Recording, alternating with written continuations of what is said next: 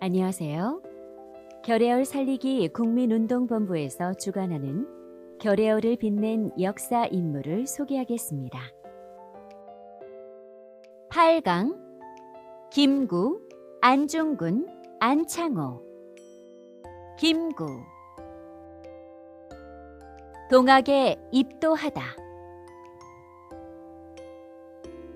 김구는 황해도 해주 백운반 턱골 출신이다. 그의 본관은 안동이고 어릴 적 이름은 김창암, 본명은 김창수인데 개명하여 김구로 하였다.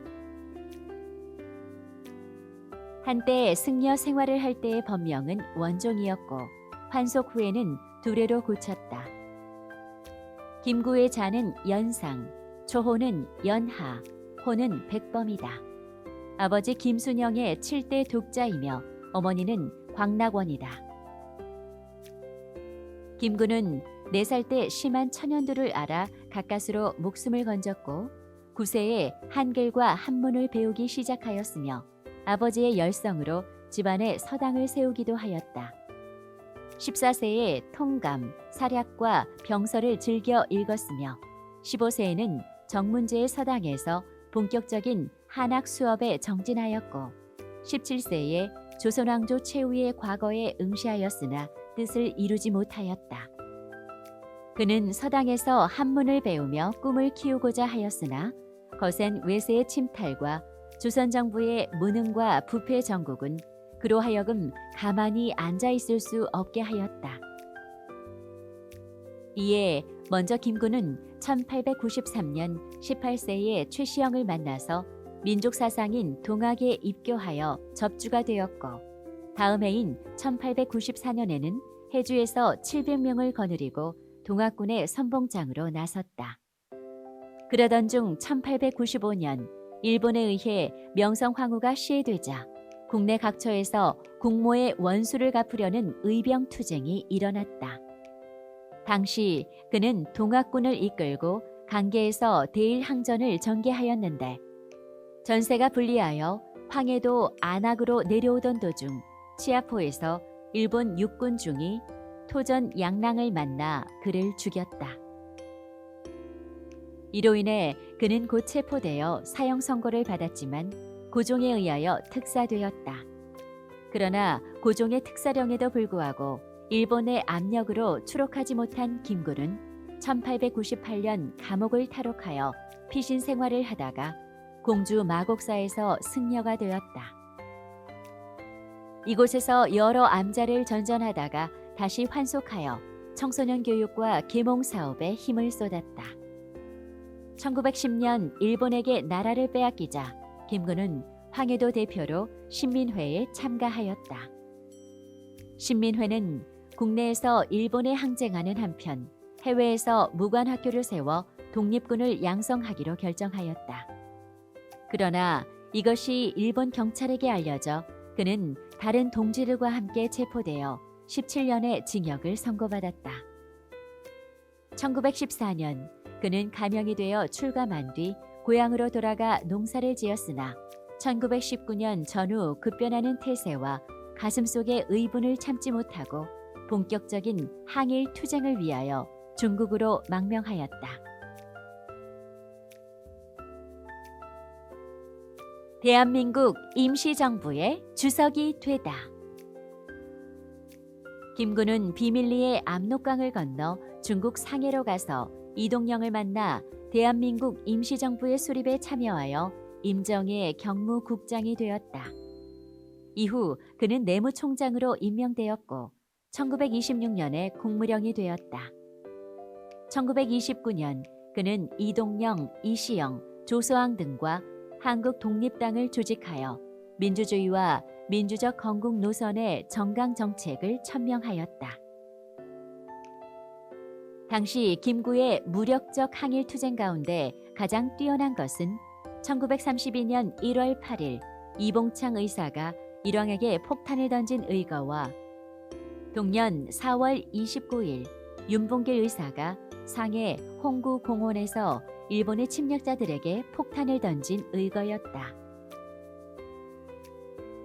이 두 거사로 만보산 사건 이래 심화되었던 한국과 중국 국민 간의 갈등이 풀리고 한국 독립지사들의 굳건한 민족의지와 용기를 친송하였다.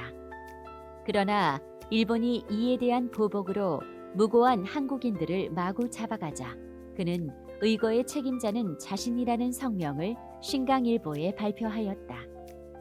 그러자 일본은 그에게 60만 원의 현상금을 내걸고 체포하기에 혈안이 되자 이동영 등과 함께 상해를 떠나게 되었다. 1933년 그는 남경에서 중국 국민당의 장개석과 만나 낙양 군관학교 분교를 한국 군관 양성소로 활용하는 데 합의하였으나 일제의 끈질긴 방해 공작 때문에 일기생을 배출하고 문을 닫았다. 1937년 7월 중일 전쟁이 일어나자 그는 그동안 여러 갈래로 나누어진 독립운동 세력을 통합하여 결전 태세를 갖추기 위하여 한국독립당, 한국국민당, 조선혁명당의 3당 통합 문제를 의논하였다. 그런데 이 회의에서 이윤환의 총에 맞아 상하병원에 입원하는 등 위험에 처하였다. 1939년 일본의 침략전쟁이 점점 치열해지자 그는 임정을 중경으로 옮겼다. 이 무렵 그는 통합된 한국독립당 당수에 추대되었고 1940년 제4차 개헌을 통해서 임시정부의 주석이 되었다. 남북 통일정부 수립에 매진하다. 1932년 이봉창, 윤봉길 의사의 의거 이후 상해를 떠나 중국 각지로 근거지를 옮겼던 임정은 1940년 사천성 중경에 정착하였다. 김군은 동년 9월 17일 그동안 준비하였던 한국 광복군을 조직하고 총사령의 지청천을 참모장에 이범석을 임명하였다. 이듬해 일본이 태평양 전쟁을 일으키자 김군은 임정의 명의로 대일 선전 포고를 하고 광복군으로 하여금 OSS 훈련 등 미국과 동맹으로 국토 수복 작전을 세우도록 하였다. 그러나 훈련 도중 1945년 8월 15일 해방을 맞음으로써 광복군이 추진하였던 국내 진입 계획은 뜻을 이루지 못하였다. 일본으로부터 독립을 하였지만 나라는 미국과 소련에 의해 남북으로 분단되었다. 남북한에서 실시된 미국과 소련의 군정은 김구를 임정 주석으로가 아니라 개인 자격으로서 입국하게 하였다. 1945년 11월 23일 김구는 27년 만에 꿈에 그리던 고국으로 돌아왔다. 그러나 그를 맞는 국민들의 환호가 채 가라앉기도 전에 모스크바 삼상회의에서 신탁 통치가 결정되자 그는 이승만과 같이 반탁운동의 선두에 나섰다. 이듬해에는 비상국민회의를 조직하고 민주위원 총리에 취임하였으나 다음 해에는 국민회의 부주석에 추대되었다. 1947년 유엔 총회는 남북을 통한 유엔 감시하에 자유로운 총선거로서 한국 통일정부를 수립할 것을 결의하였다. 그러나 북한이 이를 받아들이지 않자 유엔 소총회는 가능한 지역에서의 선거, 즉 남한만의 총선거를 결의하였는데 김구는 조국의 영구분단을 우려하여 반대 의견을 표명하고 50선거에 불참하였다. 1948년 그는 한국 통일을 한국 동포끼리 무릎을 맞대고 의논해보고자 하는 소박한 생각으로 38선을 넘어 김규식, 조소왕 등과 함께 평양으로 갔다. 그러나 남북협상은 공산당의 기정 노선을 합리화하기 위한 것에 지나지 않았다. 이것을 알게 된 백범은 사김 회담을 통하여 공산당의 일반적인 처사를 시정하고 조국 통일을 위한 근본적 방략을 수기하고자 하였으나 성과를 거두지 못하고 38선을 다시 넘어오게 되었다. 1948년 이승만을 수반으로 하는 단독 정부가 세워지자 그는 이에 가담하지 않고 기회를 기다리고 있었다. 그러나 김구는 1949년 6월 26일 서울 서대문구 경교장에서 육군 소위 안두희가 쏜 총탄에 맞아 운명하였다. 7월 5일 국민장으로 효창공원에 안장되었고 1962년 대한민국 정부로부터 건국 공로훈장 준장이 추서되었으며 4.19 혁명 뒤 서울 남산공원에 동상이 세워졌다. 저서로는 백범 일지가 있다. 내 소원은 완전한 대한 독립이요. 김구는 꿋꿋한 지조와 투철한 신념을 가지고 있었다. 그의 투철한 민족 정신과 조국 독립에 대한 열망, 그것을 위하여 자신의 생애를 바친 것은 자서전 백범일지에 잘 나타나고 있다. 네 소원이 무엇이냐 하고 하나님이 내게 물으시면 나는 서슴지 않고 내 소원은 대한 독립이요 라고 대답할 것이다. 그 다음 소원은 무엇이냐 라고 물으시면 나는 또 우리나라의 독립이요 라고 할 것이요. 또 그 다음 소원이 무엇이냐는 물음에도 나는 더욱 소리 높여 내 소원은 우리나라 대안의 완전한 자주 독립이요 라고 대답할 것이다. 김구의 70여 평생은 상식이 통하는 올바른 가치관의 정립으로 뭉쳐져 있었던 값진 삶과 결여를 간직한 일광 같은 찬란한 일생이었다. 하지만 그는 자신이 위인이나 영웅이 되는 것을 거부하였고 순수한 인간상의 소유자이기를 더욱 강조하였다. 그것은 그의 어머니인 광락원의 철저한 의인 교육으로 말미암은 결과이기도 하였다. 그의 어머니는 그가 큰 벼슬을 하는 것보다 의롭고 정도를 걷다가 투옥되어 있음을 더욱 장하게 생각하였다. 그는 중국 대륙에서 조국의 독립을 위해 투쟁할 때 애국 애족을 최대의 목표로 삼아 이를 관철하기 위해 평생을 바쳤다. 뿐만 아니라 좌익계의 분열 책동을 과감히 분쇄하면서 오직 민족 통일만 생각하였다. 그 자신이 8.15 해방 이후 민족적인 비극인 분단을 극복하고 완전한 통일을 위해서 반대를 무릅쓰고 38선을 넘어 남북협상이라는 통일운동에 몸바친 위협이 그의 정도 정치의 실증이 되는 것이다. 안중근 구국을 위한 교육을 강조하다. 안중근은 황해도 신천에서 태어났다. 그의 본관은 순응이며 아버지 진사 안태훈과 어머니 조씨 사이의 3남 1녀 중 맏아들이다. 그리고 아내는 김아려이다. 안중근은 어려서는 응칠로 불렸고 해외 생활 중에도 응칠이라는 이름을 많이 사용해 자가 되었다. 안중근은 6세에서 7세 때에 황해도 신천군 두라면 청계동으로 이사하였다. 이곳에 아버지가 만든 서당에서 사서와 사기류를 읽었다. 또 틈만 나면 화승총을 메고 사냥에 명사수로 이름이 났다. 16세가 되던 1894년 아버지가 감사의 요청으로 삼포군을 조직하자 아버지를 따라 도끼를 들고 도내에서 이를 기회로 민폐를 끼치던 불황아 무리들의 토벌에 나섰다. 1895년 15세가 된 그는 아버지를 따라 천주교에 입교한 뒤 프랑스인 홍신부와 함께 선교 활동에 적극적으로 나섰다. 27세가 되던 1905년 을사조약으로 국권 강탈의 위기에 처하자 중국 상해로 건너가 국권 회복의 방략을 강구하였다. 아버지의 상을 당하자 고향으로 돌아와서 재산을 내놓아 사문학교와 돈이학교를 세워 구국에 힘쓸 인재교육에 힘썼다. 그러나 고종의 강제 폐위, 군대의 해산 등 국권이 침탈당하자 다시 해외로 나가 이범윤, 김두성 등과 함께 의병 항쟁을 일으키고 1908년에는 의병 중장이 되어 대일항전을 전개하였다.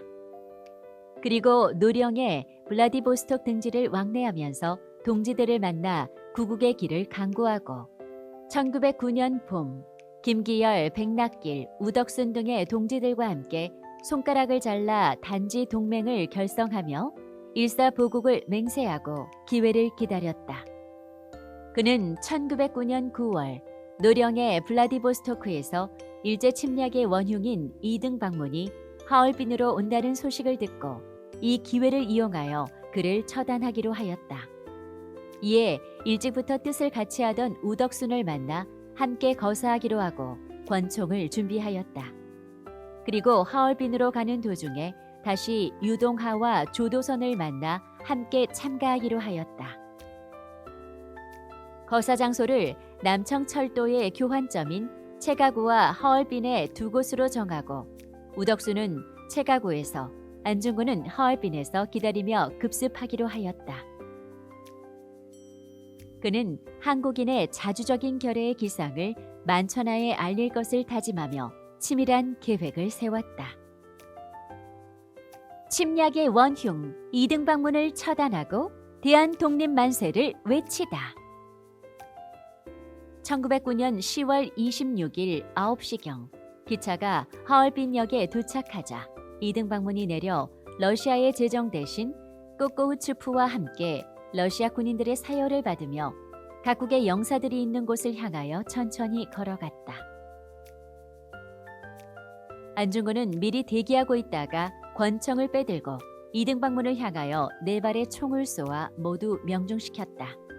그리고 그를 따르는 일본인들을 향하여 총을 쏘아 일본 총영사, 비서관, 만주철도 이사 등을 차례로 쓰러뜨렸다. 황급히 일본 헌병들이 그를 체포하려고 달려들자 그는 하늘을 향하여 큰 소리로 대한나라 만세를 3번 외치며 민족의 울분을 토하였는데 이것은 거사의 성공을 알리는 민족적 개가였다. 러시아 군중들이 들을 수 있도록 러시아 말 까레이 후라로 만세를 불렀다. 대한남하의 기상을 떨치다. 1909년 11월 안중근은 러시아 헌병대로부터 중국 여순에 있는 일본 감옥으로 이송되어 심판과 재판을 받았다. 일본 관리들은 위세를 부리며 그를 중죄인으로 다루었으나 그는 이에 조금도 굴하지 않고 일본의 부당한 침략 행위를 통렬히 공박하며 시정을 요구하였다. 그러자 일본 관리도 그의 강렬하고 의로운 기계에 감복하여 특별히 우대하였다. 그는 자신의 투쟁은 우리의 결의어를 살리며 민족의 기계를 만방에 떨치는 장거라고 소리치며 일본의 한국 침략이 중지될 때까지 일관할 것이라고 기상을 드높였다. 또한 공판정에서도 의병 참모중장의 자격으로 독립전쟁을 하여 침략자를 죽였으니 법정에서 신문을 받을 이유가 없다며 재판을 거부하였다. 재판장의 신문에 대해서 이등방문이 여러 차례 대한의 독립을 보장한다는 양국 간의 조약과 서명을 무시하고 무력으로 우리나라를 위협하여 독립을 빼앗으니 이는 세계 인도주의의 적이자 대한민국의 만대에 걸친 원수이므로 죽이지 않을 수 없었다고 정당성의 원칙을 조리 있게 항변하였다. 또한 그는 이등방문이 우리나라를 침략하고 불법 무도한 일을 마음대로 자행하여 동양 평화를 교란한 사실 등 15개의 죄상을 들어 서면으로 제출하며 다시 그의 죄상을 논하였다. 따라서 이등방문의 처단은 목적의 일부를 달성한 것이며 정작 큰 소원은 조국의 완전한 독립과 동양 평화의 정착임을 이론적으로 명백하게 강조하였다. 그러나 1910년 2월 7일부터 14일에 이르기까지 6회 공판을 받았던 그는 14일 사형을 선고받고 동양 평화론을 쓸 때까지 사형의 집행을 유예한다고 약속하였으나 이를 어기고 3월 26일 여순 감옥에서 형을 집행하였다. 그는 형이 집행되기 직전에 아우인 정근 공군에게 내가 죽은 뒤에 나의 뼈를 하얼빈 공원 곁에 묻어두었다가 우리 국권이 회복되거든 고국으로 반장해다오. 나는 천국에 가서도 마땅히 우리나라의 국권 회복을 위하여 힘쓸 것이다. 너희들은 돌아가서 동포들에게 각각 모두 나라의 책임을 지고 국민된 임무를 다하여 마음을 같이하고 힘을 합하여 공을 세우고 업을 이루도록 일러다오. 대한독립의 소리가 천국에 들려오면 나는 마땅히 춤을 추며 만세를 부를 것이다 라고 부탁하였다. 3월 26일 오전 10시 여순 감옥의 형장에서 순국하였다. 그러나 그의 유언은 지켜지지 못한 채 그의 시신은 여순 감옥 근처에 아무렇게나 매장되었고 해방이 되었지만 아직도 유고를 찾지 못하고 있다. 안창호, 흥사단을 창립하다. 안창호는 1878년 대동강 하류 평안남도 강서 도롱섬에서 태어났다. 그의 호는 도산이고 안흥국의 셋째 아들이다. 선대는 대대로 평양 동촌에서 살았으나 아버지 때에 대동강 하류의 도롱섬으로 옮겨왔다. 8세까지 가정에서 한문을 수학하고 9세에서 14세까지는 강서군 심정리에 머물며 김현진에게 한학을 배웠다. 이때 서당 선배인 필대은과 알게 되어 그로부터 민족주의 사상을 형성하는 데 큰 영향을 받았다. 당시 서양 열강들이 조선으로 진출하는 것을 보고 침략 세력에게 먹힘을 당하는 것은 힘이 없기 때문이고 그 힘은 결의어를 제대로 아는 것에서 나온다고 생각하여 국민 정신교육과 의식 개조에 앞장서게 되었다. 안창호는 1895년 17세 때 서울로 올라와 선교사 언더우드가 설립한 경신학교에 입학한 뒤 기독교에 입교하였고 이를 통해서 국가와 민족에 관한 사상적 무장을 강화하였다. 이후 미국으로 건너간 그는 신지식을 터득한 자가 곧 결의어를 통해 세계를 지배할 수 있다고 믿게 되었다. 그는 한인 동포들에게 우선 생활의 낙후함을 지적하여 문명인의 생활의식을 갖고 수준을 높이도록 끊임없이 주의를 줌으로써 이후 교포들의 생활은 향상되었으며 경제적으로도 많은 번영이 있었다. 안창호는 과수원에서 귤을 따는 교포들에게 항상 말하기를 귤 한 개를 정성껏 따는 것이 나라를 위하는 일이요 결의어를 갖는 첩경입니다 라고 강조하였다. 이것이 결의를 이해하는 진실정신 곧 안창호 정신의 중심이었던 것이다. 이러한 안창호의 일생에서 가장 큰 업적은 1913년 5월 흥사단을 창립한 것이다. 흥사단은 민족 대기업의 기초 작업을 위한 기관으로서 독립운동을 위한 실력을 양성하려는 조직이자 안창호 사상의 결정체인 것이다. 흥사단의 역사적 의미는 첫째, 안창호는 독립운동을 하면서 우리 민족의 고질이 지방적 파쟁과 분열에 있음을 통감하고 무엇보다도 협동과 단결이 결의어 정립의 가장 중요한 것이라고 인식하였다. 이에 그는 흥사단을 조직할 때 전국 대표 8명을 구성하여 지방적 파쟁 의식을 극복하려고 노력하였다. 둘째, 무슨 일을 할 때 뒤에서 수고는 내가 하고 공은 남에게 돌린다는 것이 안창호의 철학이었다. 흥사단은 그가 만든 조직이지만 자기의 이름을 규약 어디에도 내세우지 않았다. 그는 결코 허영과 명예를 탐내는 영웅주의자가 아닌 것이다. 공손과 겸손을 최대의 덕목으로 가르쳤다. 셋째, 한국인이 조직한 단체로서 100년의 역사를 갖는 것은 오직 흥사단뿐이라는 점이다. 우리나라 인물 중에서 조직의 필요성과 조직의 원리와 방법을 체험으로 알고 그것을 구현한 인물이 안창호이다. 흥사단이 일제의 탄압에도 불구하고 100년의 역사를 이어온 것은 그가 구상한 흥사단의 근본 이념과 조직 원리가 비범하고 투철하였기 때문이며 후계자들이 그의 정신을 잘 계승하였기 때문이다. 죽더라도 결의 앞에 거짓이 없게 하라.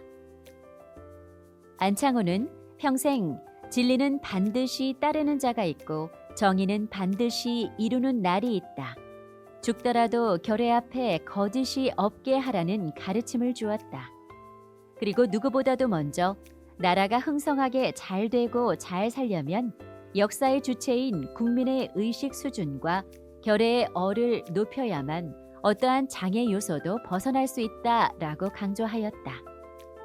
따라서 최고의 민족, 즉 1등 국민이 되기 위해서는 부단한 자기 혁신, 반성, 비판, 자각, 결의열의 확인이 뒤따라야 한다고 하였다.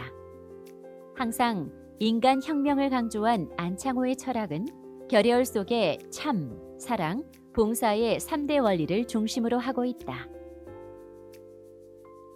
첫째, 무실, 역행, 충의, 용맹의 4대 정신이다. 무실 역행을 근본 생명으로 삼는 충의롭고 용감한 남녀를 만들어야 뒷날 국난을 당하였을 때 유용하게 활용할 수 있다고 강조하였다. 그의 행동은 진실과 참된 행동에 힘쓰는 것으로 집약할 수 있다. 둘째, 사랑의 정신을 충만하게 갖자는 의미인 것이다. 신뢰를 바탕으로 한 명랑 사회를 만드는 근본이 곧 사랑의 실천이며 그 전폭적인 이상이라고 설명하였다. 셋째, 민족에 대한 봉사 정신이다. 공과 사를 구분하되 작고 큰 것이 무엇인가를 분별해서 실행해야 한다는 것을 강조하였다. 민족이라는 대공을 위해서는 적극적이고 무조건적인 봉사를 권장하였다. 여러 가지를 따지다 보면 애국의 참된 마음도 엷어지고 퇴색할 우려가 있다고 강조하였다.